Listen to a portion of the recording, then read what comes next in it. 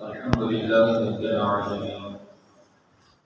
الصلاة والسلام على سيد الأنبياء والمرسلين وعلى آله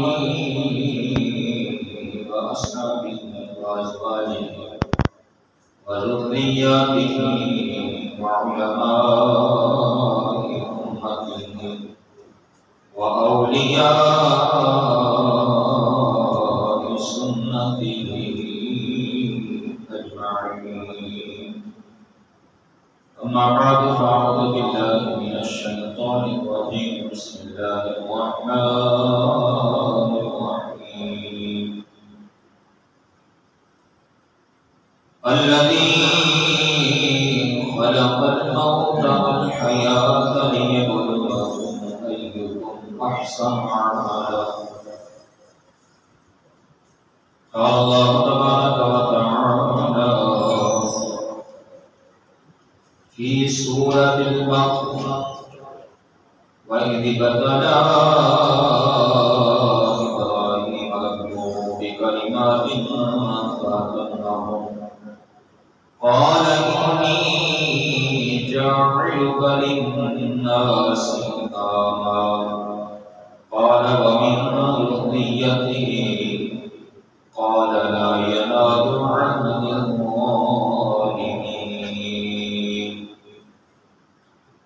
قال الله تبارك وتعالى في سورة الصافات: وقال إني ذاهب إلى ربي سيهدين رب هب لي من الصالحين.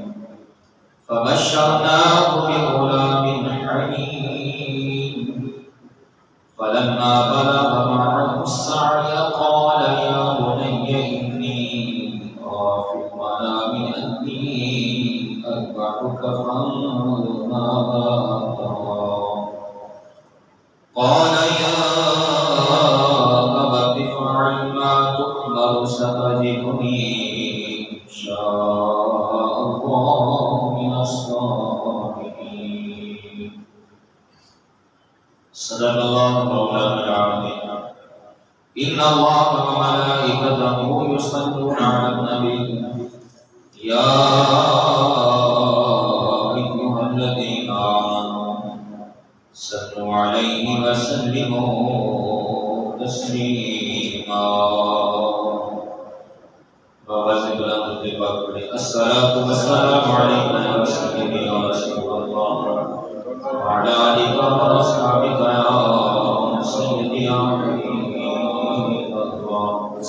الصلاة والسلام عليك يا سيدي يا نبي الله وعلى آلك وأصحابك يا سيدي يا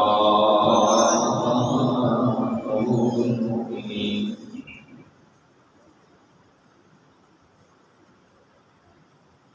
تمام السلام علیکم. صدق کائنات کے لیے جو تمام جہان کا پروردگار ہے، تمام جہان کا خالق بھی ہے، مالک بھی ہے، رازق بھی ہے،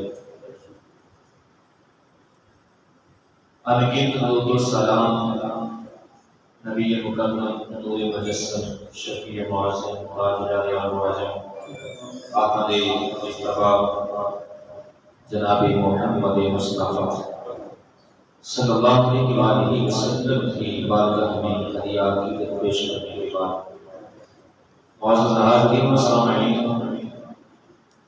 آج ذی القعدہ کی 26 تاریخ ہے اور ذوالحج کا چاند قریب جو ہے وہ چند دن بعد طلوع ہونے والا ہے۔ ہر مسلمان مومن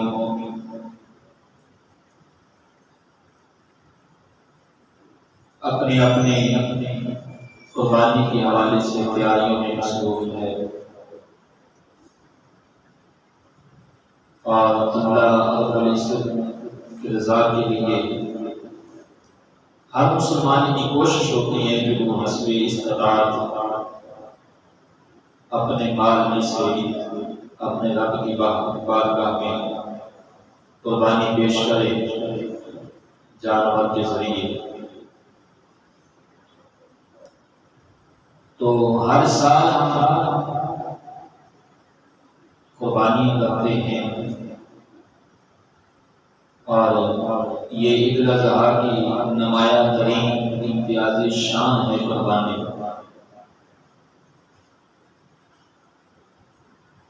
لیکن آج ہم نے یہ دیکھنا ہے کہ اس قربانی کا فلسفہ کیا ہے،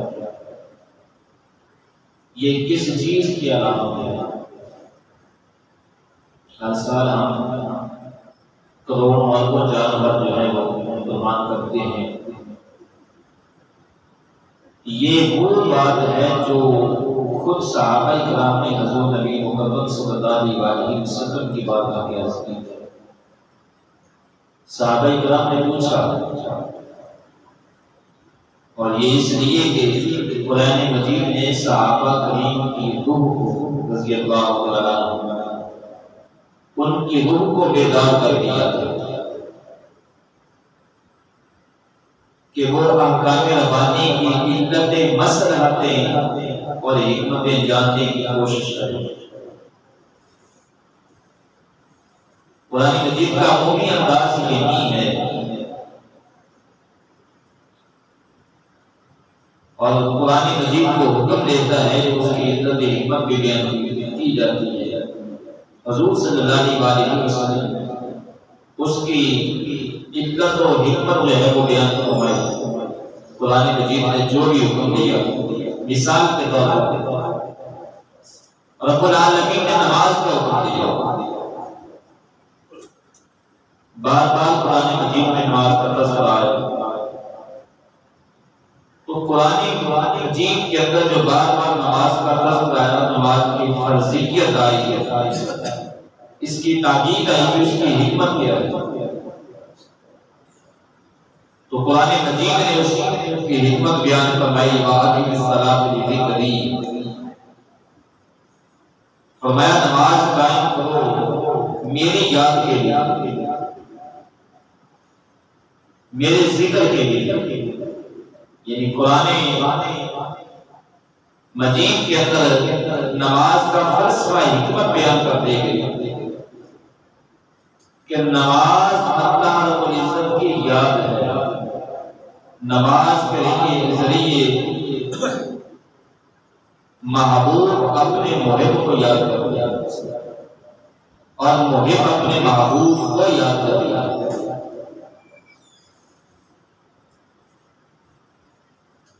اسی طرح رب العالمین نے رمضان المبارک کے روزے فرض کیے، تو لاکھوں کروڑوں لوگ رمضان المبارک میں روزے کی حالت میں بے شمار جو ہے وہ مشقتیں برداشت کرتے ہیں۔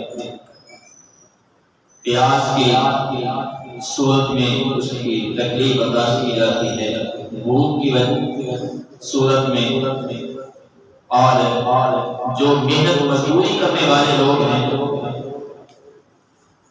وہ تو رمضان المبارک کے اندر انتہا جو ہے وہ تکلیف برداشت کرتے ہیں۔ تو رمضان المبارک میں روزے کی حالت میں تکلیف برداشت کرنا، بھوک برداشت کرنا، پیاس برداشت کرنا، اور حلال چیز کو بھی ایک وقت مقررہ تک اپنے اوپر حرام کر دینا، رک جانا، اس سے جائز چیز سے بھی استعمال کرنے سے رک جانا، اور پھر رات کو آدھیاتی رات تک جو ہے وہ اللہ رب العزت کی بارگاہ میں کھڑے ہونا، قیام، رکوع، سجود کے اندر، تو یہ سب کچھ کرنے کی حکمت کیا ہے رب العالمین نے اپنا نام رکھا۔ رمضان کے روزے اس لیے فرض کیے گئے، اس میں حکمت یہ ہے کہ تمہیں اللہ کا تقویٰ نصیب ہو سکے، تم پرہیزگار بن سکو، متقی بن جاؤ۔ تو اسی طرح قربانی کی حکمت معلوم کرنے کے لیے صحابہ کرام نے حضور صلی اللہ علیہ وسلم کی بارگاہ میں عرض کی، فداک ابی و امی یا رسول اللہ صلی اللہ علیہ وسلم، ہم قربانیاں کرتے ہیں ہر سال، قربانی کیا ہے، یعنی اس کی حکمت کیا ہے۔ صحابہ نے عرض کی ما ہادی اضاحی یا رسول اللہ صلی اللہ علیہ وسلم، اے اللہ کے رسول، ان قربانیوں کی کیا حقیقت ہے؟ تو حضور صلی اللہ علیہ وسلم نے ارشاد فرمایا، میرے کریم آقا صلی اللہ علیہ وسلم نے فرمایا سنت ابیکم ابراہیم، قربانی تمہارے باپ ابراہیم علیہ السلام کی سنت ہے۔ اور یہاں سنت سے مراد طریقہ ہے۔ تو فرمایا کہ تمہارے باپ ابراہیم علیہ السلام کی سنت ہے۔ اب ابراہیم علیہ السلام کے جو طریقے پر ہم ہر سال عمل کرتے ہیں، ان کی سنت کو اپناتے ہیں، تو حضرت ابراہیم علیہ السلام کی اس سنت پر اگر غور کیا جائے، اس طریقے پر غور کیا جائے،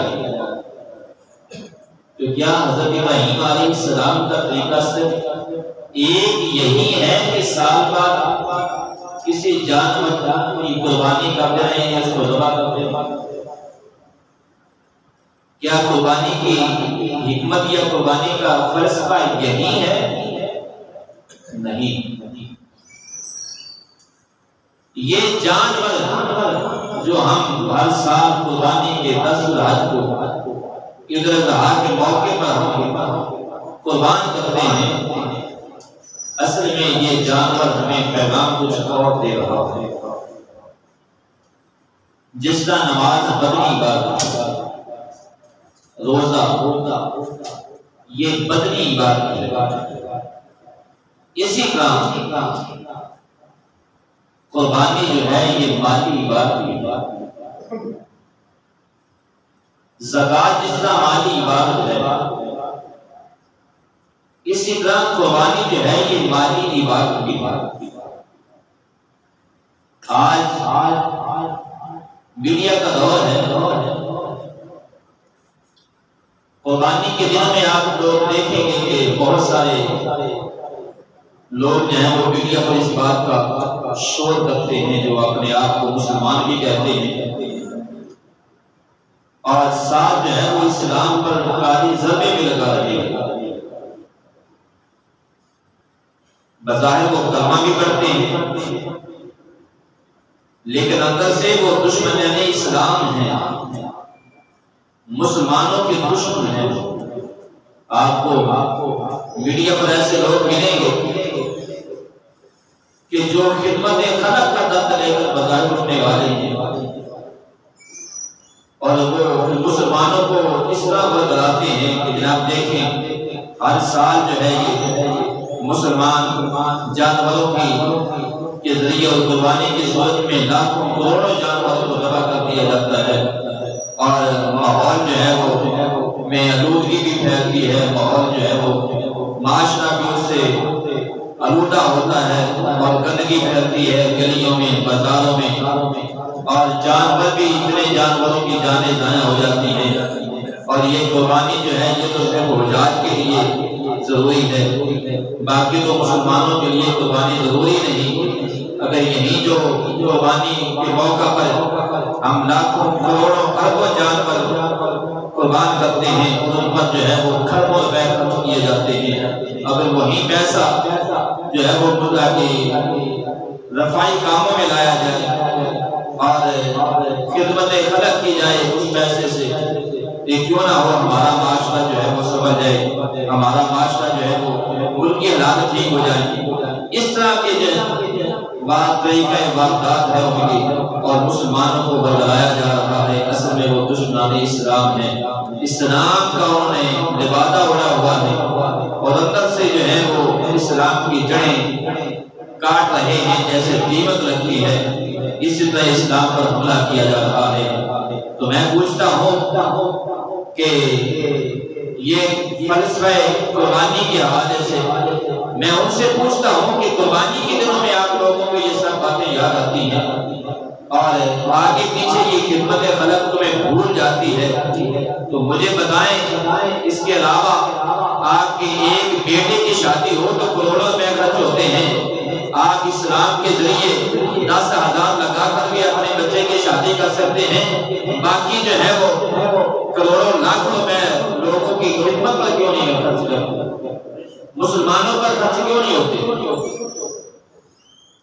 آپ ایک کے گھر میں بیٹا پیدا ہو تو وہاں لاکھ روپے جو اس کے جشن میں لگائے جاتے ہیں، تو وہ جشن تو اسلام کے مطابق بھی کیا جا سکتا ہے، اور باقی پیسے جو ہیں وہ غرباء میں تقسیم کیے جا سکتے ہیں۔ آپ کی ایک بیٹی جو ہے جس کی شادی ہو اور اس کا لہنگا جو ہے یا اس کی ساڑی وہ لاکھ روپے میں آتی ہے، تو کروڑوں روپے آپ کی ایک بیٹی کی شادی نکاح میں خرچ ہوتے ہیں۔ اگر وہ پیسہ اپنی بیٹی کا نکاح سنت کے مطابق کریں اور اسلامی طریقے سے کریں تو کروڑوں غرباء کی بچیاں بھی جا سکتی ہیں اس پیسے سے۔ یہ کیوں نہیں ہوتا؟ اس وقت تمہیں خدمت خدا کا درد کیوں نہیں یاد آتا؟ تمہارے اندر کیوں نہیں پیدا ہوتا؟ قربانی کے موقع پر قربانی شاعر اسلام میں سے ہے، اسلام کی جو ہے وہ ایک رکن ہے۔ تمہیں قربانی کے موقع پر لوگ جب اپنی مال اللہ کی راہ میں پیش کر رہے ہیں تب تمہیں درد کیوں ہوتا ہے؟ تب تمہیں یہ خدمت خلق یاد کیوں آتی ہے؟ اس لیے کہ قربانی جو ہے مسلمان کو ایک جہاد کا سبق دے رہی ہے۔ قربانی اسلام کے اندر ایک مجاہدانہ جو ہے وہ قوت پیدا کر رہی ہے۔ کیوں کہ سال بعد جو آدمی جس نے اپنا جانور اپنے ہاتھوں سے پالا ہو اور اس کے جو ہے وہ اس کے ساتھ مالک کا ایک انس بھی پیدا ہو جاتا ہے، اس جانور کے ساتھ محبت بھی پیدا ہو جاتی ہے، اور وہ ایک جانور جس سے اسے محبت پیدا ہو گئی، اگر وہ اپنے اس پیارے جانور پر اپنے ہاتھ سے چھری نہیں پھیر سکتا تو اللہ کی راہ میں اپنی گردن کیسے دے سکتا؟ حضرت ابراہیم علیہ السلام کی قربانی ہمیں یہ درس دے رہی ہے۔ ابراہیم علیہ السلام کو حکم ہوا، ویسے تو آپ کی پوری زندگی جو ہے وہ آزمائشیں ہیں، قربانی ایک آزمائش ہے، ابتلا ہے۔ ابراہیم علیہ السلام کو رب العالمین نے حکم دیا اپنی پیاری چیز جس سے تمہیں سب سے زیادہ پیارا میری راہ میں اس کو جو ہے وہ قربان کیا جائے۔ تو ابراہیم علیہ السلام نے اپنے جوان بیٹے اور پھر اس عمر میں جب باپ کی عمر جو ہے 100 یا 120 سال عمر تھی، 100 یا 120 سال کا بوڑھا آدمی جس وقت اولاد اس کا سہارا بنتی ہے، اس کے بازو ہوتی ہے، اس کی کمر ہوتی ہے اور ریڑھ کی ہڈی ہوتی ہے اولاد، اس وقت اولاد کا سہارا چاہیے، اور اس وقت جب اللہ کا حکم آیا اپنی پیاری چیز قربان کیجیے، تو حضرت ابراہیم علیہ السلام جبکہ حضرت اسماعیل علیہ السلام اس وقت جوانی کے اندر جو ہے وہ قدم رکھ رہے تھے، تو اس وقت اپنے جوان بیٹے کے گلے پر چھری چلا دی، اور یہ ہمیں ابراہیم علیہ السلام کا یہ طریقہ ہمیں درس دے رہا ہے کہ جو سال بعد اپنے جانور پر چھری نہیں چلا سکتا، اگر اپنی جان یا اپنے بیٹے کی جان دینے کا وقت آ گیا، اسلام کو ضرورت پڑی تو یہ اپنی جان کیسے دے دے؟ جو اللہ کی راہ میں جانور کا خون نہیں بہا سکتا۔ اور دوسری بات یہ ہے کہ یہ مالی قربانی ہے، مالی عبادت ہے، تو مال سے انسان کو بڑا انس ہوتا ہے، بڑی محبت ہوتی ہے، مال سے پیار کرتا ہے، مال سے اتنا پیار ہے بعض بات انسان اپنے احباب دوست احباب کو چھوڑ دیتا ہے، مال نہیں چھوڑتا، اسی مال کی وجہ سے رشتہ داروں کو چھوڑ دیتا ہے لیکن مال نہیں چھوڑتا، اسی مال کی وجہ سے انسان بعض بات اپنے گھر سے بیزار ہوتا ہے لیکن مال سے بیزار نہیں ہوتا، مال نہیں چھوڑتا۔ یہی وجہ ہے جس مال سے محبت ہے حضرت عیسیٰ علیہ السلام نے اپنے حواریوں کو فرمایا تھا کہ جس جگہ پر انسان کا مال ہوتا ہے وہاں انسان کا دل ہوتا ہے، اور اپنا مال وہاں بھیجو، اللہ کی بارگاہ میں آخرت میں بھیجو تاکہ تمہارا دل بھی وہاں ہو۔ جہاں انسان کا مال ہوتا ہے وہاں انسان کا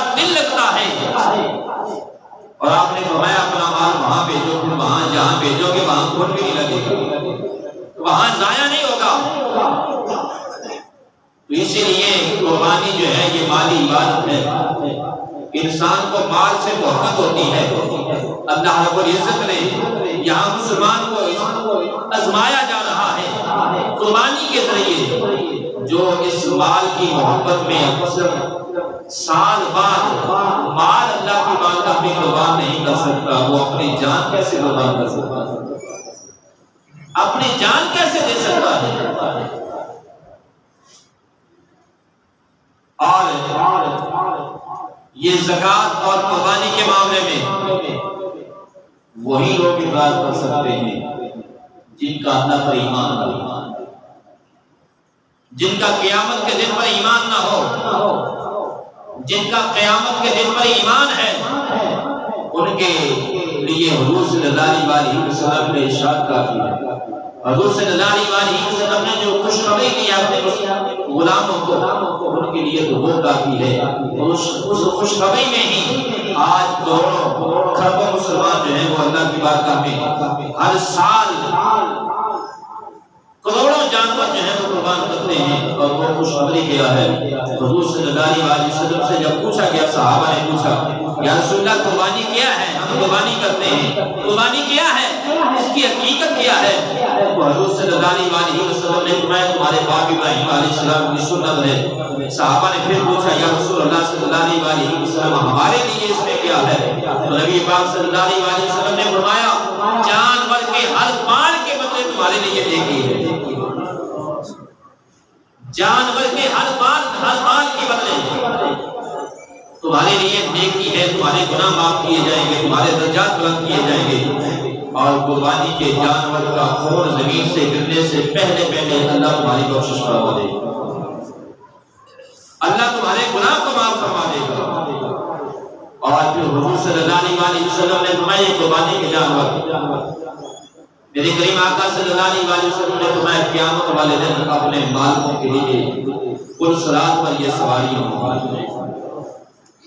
اس لیے حضور صلی اللہ علیہ وسلم نے فرمایا موٹا اور کھبا جانور ہو، خوبصورت جانور ہو، کیونکہ کوئی بھی انسان چاہے مسلم ہو چاہے غیر مسلم ہو، غیر مسلم کا تو قیامت کے حوالے سے تصور ہی نہیں ہے، لیکن مسلمان اپنے اللہ کی محبت میں اور قیامت کے دن اپنے رب کو راضی کرنے کے لیے سب کچھ اپنے رب کے حضور پیش کرتے ہیں، کیونکہ مسلمان کا آخرت پر یقین ہے۔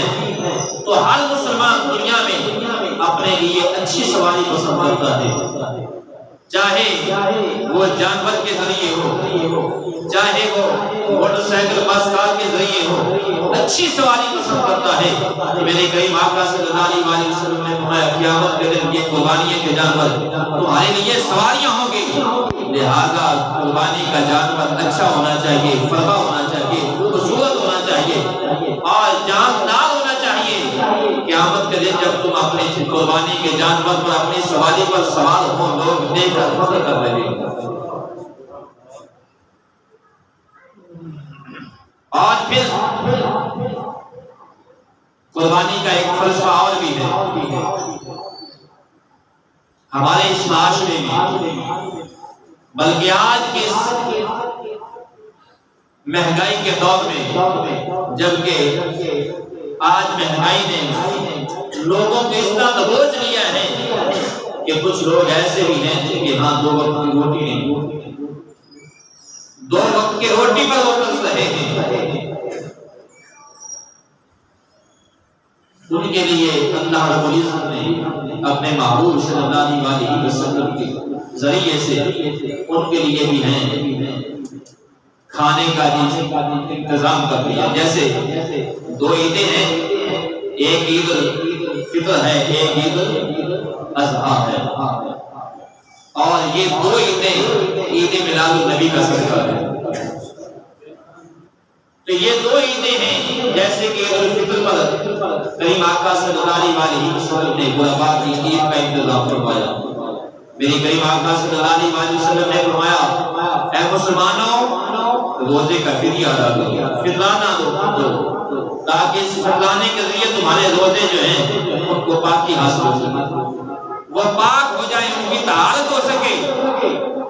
اور جو فطرانہ ادا نہیں کرے گا، میرے کریم آقا صلی اللہ علیہ وسلم نے فرمایا اس کے روزے جو ہے زمین و آسمان کے درمیان ڈٹ کے رہیں گے، اس وقت تک اللہ کی بارگاہ میں نہیں پہنچیں گے جب تک فطرانہ ادا نہیں ہو جائے گا۔ اور قربانی کے متعلق حضور صلی اللہ علیہ وسلم نے فرمایا جس کے پاس استطاعت ہو، طاقت ہو، اور پھر وہ استطاعت اور طاقت رکھنے کے باوجود قربانی نہ کرے، میرے کریم آقا صلی اللہ علیہ وسلم نے فرمایا وہ ہماری عیدگاہوں کے قریب بھی نہ آئے۔ عیدگاہ میں آنا تو درکنار، ہماری عیدگاہوں کے قریب تک بھی نہ بڑھ گئے۔ کیوں؟ کہ اس نے مال کی محبت سے، اس کے جو مال کی محبت ہے وہ حضور صلی اللہ علیہ وسلم کی محبت پر صبر کرے گی۔ اور قرآن مجید نے یہی فرمایا ہے، اے محبوب صلی اللہ علیہ وسلم سے فرما دیجئے اگر تمہاری اولاد، تمہارے ماں باپ، تمہارے رشتہ دار، تمہارے مکان، تمہارے تجارت اور تمہارے مویشی، یہ تمام محبتیں جو ہیں اگر اللہ رسول کی محبت پر غالب آ گئی تو اللہ کی عذاب کا انتظار کر، اور یہ آزمایا جا رہا ہے۔ تو میں عرض کر رہا تھا کہ عید الفطر پر کریم آقا صلی اللہ علیہ وسلم نے اپنے مساکین غلاموں کی عید کا انتظام فرمایا فطرانے کے ذریعے، تاکہ وہ لوگ بھی تمہاری عید میں شامل ہو سکیں، ان کے لیے بھی ان کی خوشیاں مہیا ہو سکے۔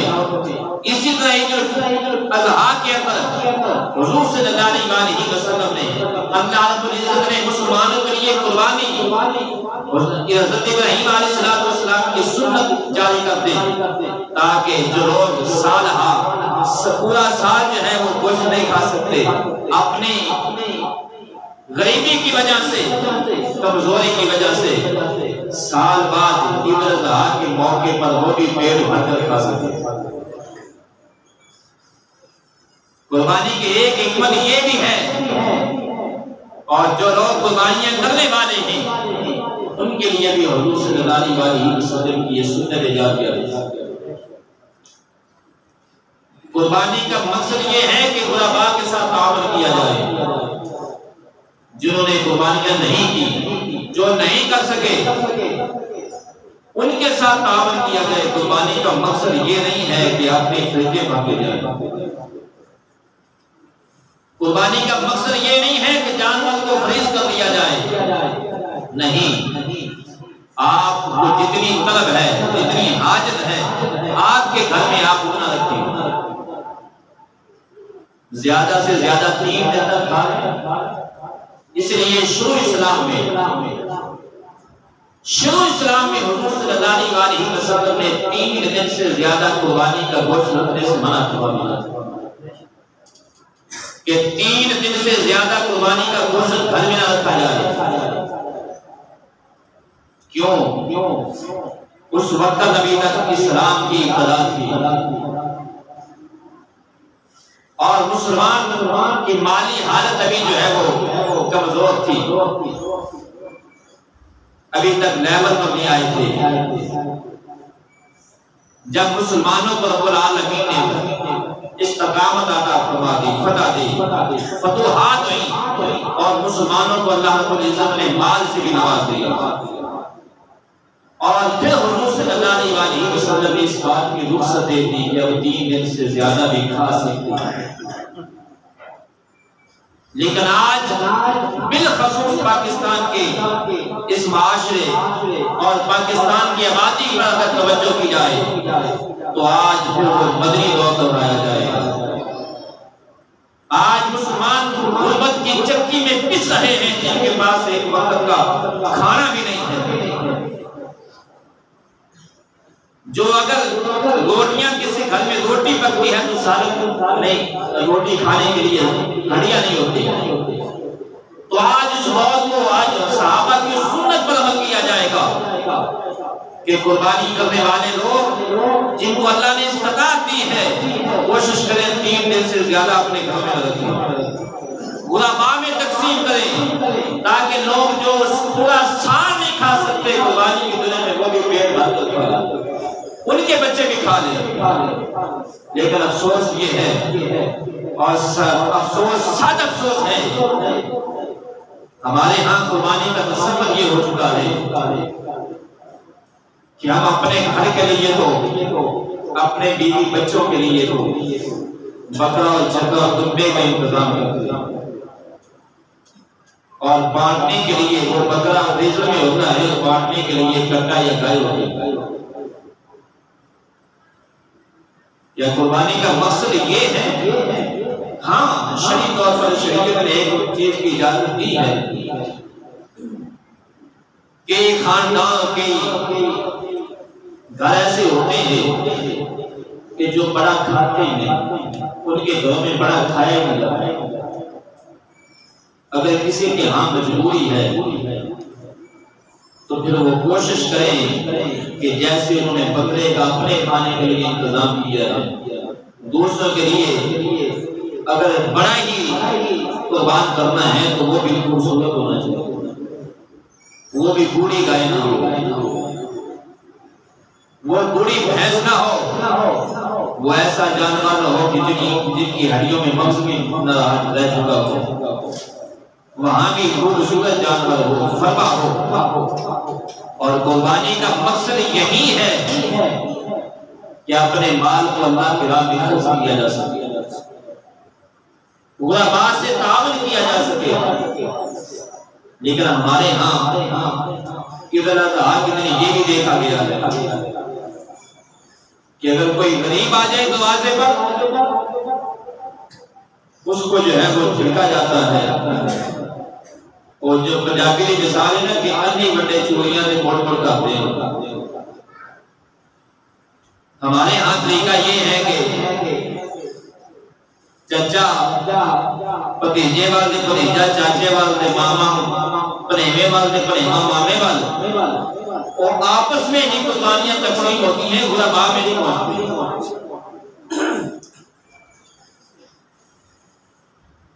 ایسا نہ کریں، یہ اندھے کی مثال نہ ہو، اندھی بڑے چوڑیاں سے موڑ موڑ کھاتے ہیں، وہ ایسا نہیں ہے۔ قربانی اصحاب کا نام ہے، جذبے کا نام ہے، اور غرباء کے ساتھ محبت کا نام ہے۔ اللہ نے آپ کو استطاعت دی ہے، آپ نے جانور قربان کیا ہے، آپ تو پورا سر ویسے بھی کھاتے ہیں۔ قربانی سے کھائیں، برکت کے لیے کھائیں، لیکن فریض نہ کریں۔ غرباء کا خیال کریں، اپنے محلے میں، اپنے ارد گرد، اپنے رشتہ داروں میں۔ ہمارے ہاں یہ ہوتا ہے کہ ہم قربانی اللہ کے لیے کر رہے ہیں، لیکن اگر بہن ناراض ہو تو ہم تو ان کے گھر بھی گوشت نہیں گئے۔ یہ نہ کر کیوں کرنا ہے، پورا ساتھ بولتے ہیں، اس کا مطلب یہ ہے کہ تم نے قربانی ان کے لیے کی ہے۔ قربانی اگر اللہ رسول کے لیے کی ہے تو اللہ رسول کا حکم یہ ہے کہ اپنے رشتہ داروں کے ساتھ اس نے سلوک کیا ہے۔ جو آپ کے ساتھ ناراض ہیں ان کے ساتھ بھی اس نے سلوک کیا۔